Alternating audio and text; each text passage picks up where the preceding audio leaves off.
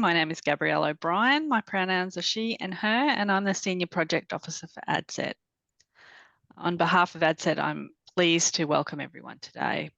This session is being recorded and live captioned. To enable captioning, click on the CC button at the bottom of your screen, or we have captions available via the browser. We might be having some issues with our CC at the bottom. Please note the requirements for captioning and etiquette on our UDL symposium page on the ADCET website. This session is being recorded, so turn off your camera and mic for the session. We won't be having Q&A today, but feel free to use the chat. Make sure your environment is happy and quiet for you to listen intently, and don't forget to use the tag on socials, #UDL Symposium 2023. So again, I want to acknowledge that we support the self-determination of First Nations people, and we acknowledge the traditional custodians of the lands across Australia where all of you are situated. I want to pay my deep respects to elders past and present, and welcome all Aboriginal and Torres Strait Islander people joining today. So I'm excited for the very last session, that this important session, Students in Conversation, is how we're going to cap off our inaugural UDL Symposium. So this session is an opportunity to hear from students. It's a conversation with educators and learning designers from their own institutions, as well as the students who are utilising the practices that these educators and learning designers have put in place. Today we have Justin Wiley, Learning Designer from CQU, Central Queensland Uni, and CQU student Brooke, and Dr. Jacqueline Tinkler from Charles Sturt University, and Charles Sturt University student Mick Fleming. So I'll let our panel introduce themselves in a little bit more detail, and then I hope you gain some great insight from our students today who've generously given their time. So over to you, Justin. Thank you very much, Gabrielle. So I'm Justin Wiley. I'm a learning designer from Central Queensland. And today Brooke has come along to share her insights into the experience that she's had while studying at CQU. I'm a great proponent of UDL and believe that institution-wide uptake is really critical for our students, and so looking forward to hearing their perspective. Yeah, I'm Brooke, so I'm one of the uni students that had been studying through the uni for a few years now, through the TAFE system, the STEPS program, which is our bridging program, and our university system, and keen to learn from everyone and share my experience, which will just be a fraction of what everyone else experiences at uni. So it'll be awesome to hear. Jackie, would you like to introduce yourself, and then Mick can introduce himself? Yep, will do. Thanks, Brooke. I'm Jackie Tinkler. I'm at CSU, Charles Sturt University, on Wiradjuri country in Wagga.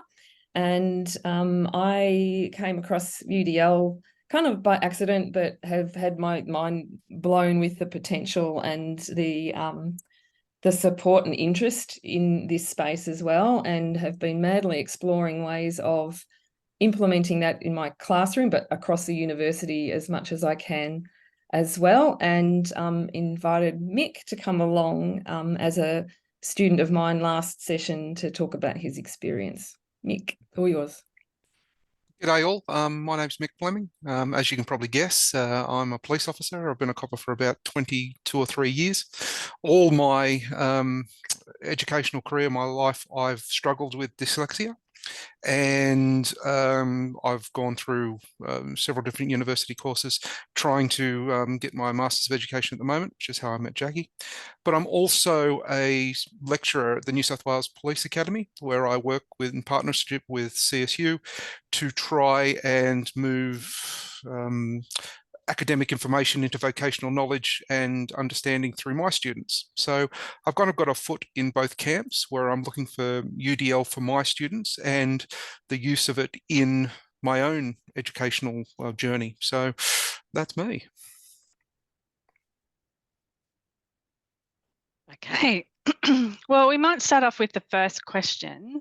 So for you first, Brooke, what methods and strategies help you learn more effectively? Okay, so I have ADHD. I got diagnosed in the last term of grade 12. So my experience from school was quite different to how I learn now. Some of the strategies I do to manage the ADHD part is I use Anki flashcards, which are like an online way to easily revise stuff. I've never revised stuff so much easier. I'm also currently doing ADHD coaching on the side, which is something I've invested my own money and worked very hard to save for, just to learn from someone who's an expert in the field of just figuring out strategies, building accountability, problem solving in areas that I still haven't completely managed properly yet, and getting a whole heap of different strategies from him, which are like setting regular alarms to build a mindfulness practice in to redirect my focus, using visualizations. I didn't realize how effective they were for using long-term motivation, dealing with a lot of guilt and shame, just processing it to just keep going as well. And also figuring out little short-term rewards for the long term, especially with ADHD. We often are dealing with problems in the now, and with uni, it's a long-term thing. So I had to break it down and give little rewards. For example, my librarian and I have an agreement that I have a stash of gummies at her place, at the uni library, and I will come and give myself a reward of those particular vitamin gummies to at least make it to the uni and start processing, and lots of different strategies that I'm still learning. That's great to hear, Brooke, those individual strategies, especially the gummy rewards. So Mick, what strategies and methods help you to learn more effectively? One of my challenges is recall of information and contextualizing information when it's new on top of things that I've already learned. So I find that with my limitations in relation to the written word, I have real struggles with online education. And so I use a lot of I argue with AI tools online to try and engage and put new information in context and then link it to what I already know to try and then build paths to recall that information when I need it. I find that there's no one specific tool I use, but I need a two-way engagement and I need to link information. And there's a very easy way to kind of show this. It works with all of us. If you think about the second line of your favorite song, you won't be able to recall it until you sing the first line. I need to build those strategies so I can find the first line, which will take me to the second, which will take me to the third, and allow me to get an overview of the understanding of what I'm learning. So that's the kind of thing I look for, any kind of contextualization and linking kind of things. And unfortunately for me, they change depending on what I'm studying. So I have to redesign that kind of thing every time I do it. And look, I think that's a common thing about different contexts needing to look for different strategies, having a toolkit with different things to try. The next question, and so this is for Brooke again. So Brooke, I love that you shared about your self-motivation with the gummies. What did you find is the best way to keep you engaged in your coursework? Are there any other strategies that you could share? Okay, I do have a collection of strategies, some that I forget. So I've been learning over the past few years different things, and I'll usually keep a collection of these in a file in my personal thing, and I use my personal assistant, which is mostly an accountability party with the uni, which I learnt about by a Dr. John Rady, of having that accountability. So using her as a reminder of, oh, something didn't go well, I'll look at my list of collected strategies, which I can forget about. Other ones that I also use is like breaking down certain tasks. I actually learnt last week from a lovely neurodiverse tutor who works with a variety of different students about different AI software of breaking down steps, and also with some coaching, some recommended websites by actually other universities to break down the steps of when I should be doing stuff, because that planning for big assignments, especially with a short-term brain, can be a challenge. I also love the novelty of spaces. So I actually study better on a holiday. So I've been on trips to like Airlie Beach and stuff like that with girls, and I will feel the dopamine motivation to get as much work done, and also the novelty of going to residential school and having that different change of scene to keep engaged and interested, and holding on to the literal bones and everything for anatomy was just amazing. And then also something I appreciate about uni that we couldn't get in a school system, we can get, but is having those study breaks. So sometimes for a virtual lesson, there's some I can watch for the full time, but there's sometimes when either I've had a full day or it's not engaging, where I just focus for a bit and then have a little break, and then I'll focus for a bit. And with that, I've had to create different note-taking strategies that aren't the typical writing things down. I had a teacher growing up tell me that I needed to write everything down. I found it the most boring thing ever and could not maintain it, and felt very guilty about that. But at the moment, I'm using a mind map to try and take notes, draw the pictures down, and then I can actually see the big picture and understand why we're learning the stuff that we're actually learning. And accountability has been an amazing part that has helped so much, of just having an accountability person I can catch up with every week, just as the mental thing that I should do something. Online study groups, I do some with coaching, and I've tried to do it with the uni, but because of some personal ADHD management issues, I haven't been able to successfully do that. But yeah, that accountability is just so powerful. And also, yeah, we had a lecturer last year that would do that, Dr. David Vargan, who was a lovely biology teacher who would have drop-in classes where he'd have it for an hour, open Zoom session, where you could either work on your own stuff or just ask random questions. And I used that time to just revise stuff, ask questions, but at least get my work done. Yeah, I think that's about it. And other stuff that I cannot remember right now. That's okay. Look, you've shared so many things there, and I think the accountability buddy in particular, that sounds like it's been really successful for you. So what a great idea. Mick, what did you find is the best way to keep you engaged in your course? What do you find is the best way? Very, very similar to Brooke, strangely enough, and she stole a little bit of my thunder. The why. Why for me is the most important aspect of anything I'm trying to learn. And when I try and teach, I try and address the why first. Why is this important? Why do I need to know? Why is this going to assist me? I find if I can identify the why early on, my studies become much more student-centered. I then take on the driving force of answering the why.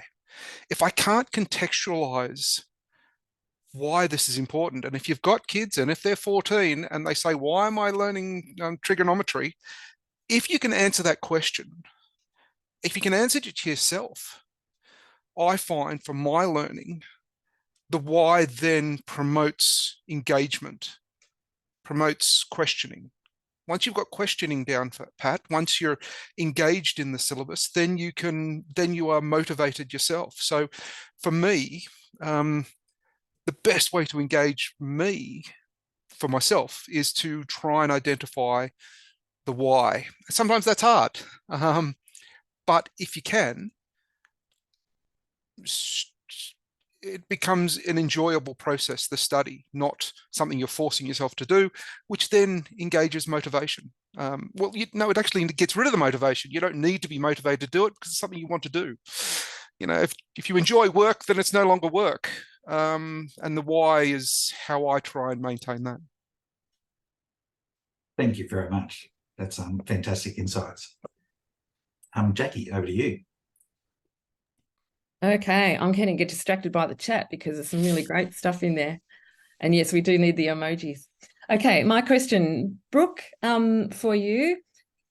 Do you have any examples of strategies that have been particularly helpful but particularly unhelpful as well? Sometimes we can learn from that as well. Yeah. For helpful things,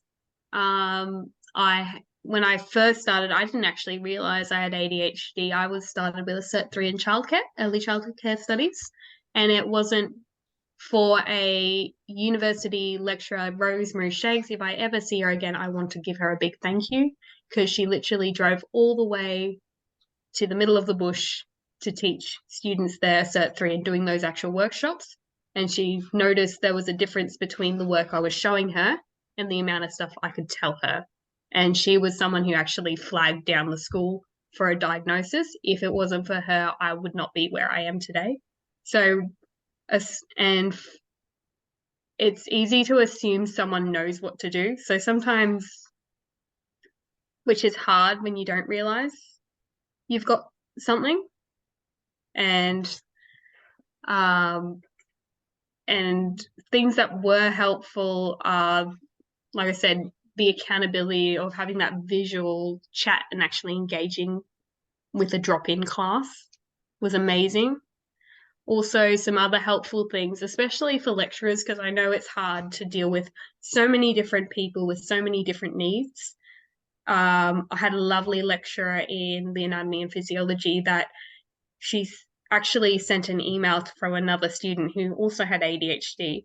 So then we had a chat about the strategies that worked for her, just to get a different perspective, because I understand that you won't be able to understand how to help every single person as well. And yeah, and unhelpful things, probably just saying, like just giving us a task. I found it quite a challenge just being asked to write an essay on something. It's an area I'm still working on. I'm just trying to break down the steps. So I found it more helpful to figure out what's the to-do list. So then hopefully I can try and break down the things and then break it down even further to making sure I can build that motivation, if that makes sense. Yes, absolutely. You've given some great, really clear, concrete examples, and yeah, the importance of teachers who care and the difference that they can make. Nick, your turn. Do you have an example of a strategy that's been particularly helpful or unhelpful to share? Well, in my example, I struggle with essays, with any kind of written work. I can turn a phrase, I can talk to someone. I've been in interesting situations in my job, and I have to have built up some abilities in written work when producing documents for court and things like that. But these are the 4 or 5 things that I would see every time on my essays. You need to proofread your documents. You need to spell check your documents. You need to look at sentence structure. It doesn't flow. You need to work on your grammar. When I would spell check, and because I got these on, I've had these comments on my assignments ever since I was in year 12. I would always thought I was doing well, and obviously I wasn't. And that's fine if the assessment was in relation to writing, but when the assessment's in relation to other sorts of things, those comments, although well-meaning, were probably not helpful. What helped me very much was Jackie identifying she failed me. Best thing that's ever happened to me. She failed me in one of my assessments. And basically we had a conversation about it. She reached out and said, look, you want to talk about it? And I did, because I wanted to pass. And we had a conversation, and where I told her that I suffered from dyslexia. And then we had a conversation. She put me onto certain Quillbot. When I read a document, I can't read it once. I have to read it 6 or 7 times because I get lost in the middle of it. So software that actually helps me shorten things so I can read them. If I like it, if I think it's interesting, go back and read it more, really helped me. So if you as an instructor give your students 2 5-page documents to read, if I'm one of your students, you've given me 40 pages to read, which is fine, but it makes my journey a bit harder. So some of the online things like Quillbot, like I say, I have arguments with ChatGPT about information. I know that's not an academic source, but when I can ask a question, get some information, and then engage it, I find that that helpful. I like writing documents and using color to cross-reference. I had an assignment I had to do. It was 2,000 words as a written assignment. Jackie allowed me to do it in a spoken way, and I wrote a 10,000 word document with colors and arrows and markers. And I suppose I was trying to address the learning of the course, but what got in my way was the academic essay writing.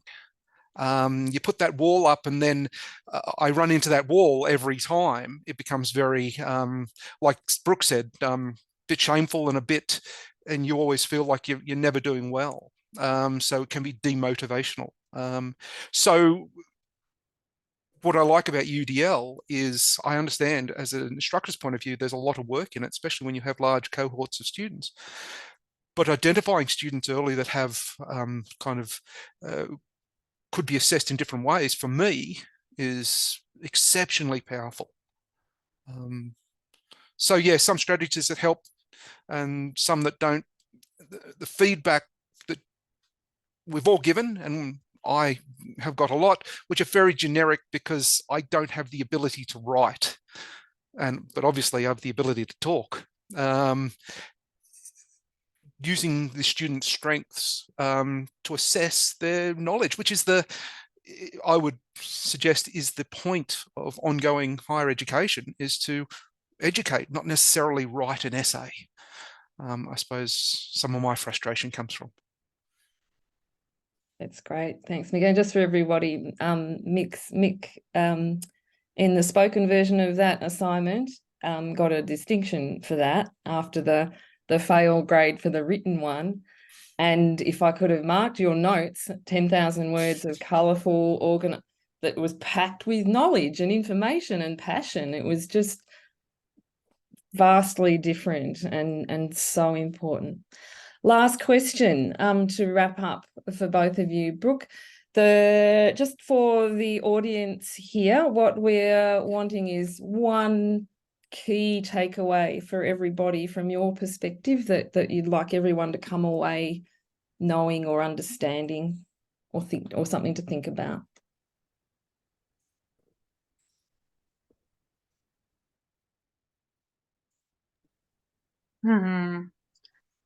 I think knowing that not all learners are the same, which is a challenge when you're trying to be as accommodating as much as possible. And I think it's very important for lecturers to give options on how information is presented, because it makes it more engaging. And like Michael said, for his experiences, it's such an important thing.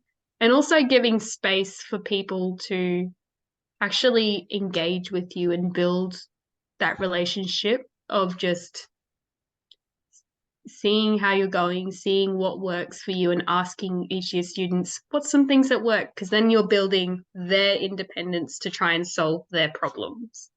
Like I've had to learn that I can't just rely on everything. I have to try and go, what's something I can learn? What's something I can do to build? What's a way that works for me? And start thinking about that. Thank you, Brooke. Mick, a takeaway, key takeaway? I suppose what my interaction with Jackie as a lecturer makes me think about is when I'm building an assessment or a marking rubric, how can what am I after and how can I address it, rather than going back to the old trope of essay or short answer question. And to be honest, I feel like I failed in a way, because I've struggled with these, but I've never really considered it for my students. So it's a bit of an eye-opener here. But how I always thought that we were bound by the old academic essay. This is the way it's done. This is the way it's always been done. This is the only way to be able to show that your students have achieved the academic rigor of the course. But we need to think outside that box. We need to think beyond. We need to look at what we want our students to be able to know, and then find out whether they know it. That's the result of education is education, not the ability to write an essay or do short answer questions or things like that. So my best advice would be think outside the box. And like Brooke said, give your students a bit of ownership. Maybe ask them, how would you like to show this? This is what we want you to show. Tell me how you're going to show it.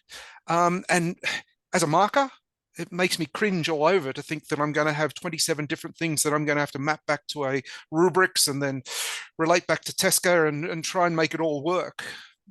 But I think education, especially post-COVID and with more conceptualization of people struggling, we need to really open up what an assessment is and how we go about addressing whether or not our students have attained the standard required to pass the subjects. So yeah, an open mind, I believe, but I agree it comes with lots of problems. Thanks, Mick. Thanks, Brooke. There are questions. Back to you, Gab. Yes, we won't have time for questions today. It was really just to focus entirely on Mick and Brooke sharing their perspectives as students. So I'm very grateful to both Brooke and Mick for giving their time. Brooke ran away early from work, and it looks like Mick's still in the office. So I really appreciate the time you've given. Also to Justin and Jackie for volunteering these two students to talk to us and share their personal experiences today. It's been very enlightening, and I hope all of us as educators will be able to keep in mind the things that both Brooke and Mick said today. So that's been fantastic. So thank you.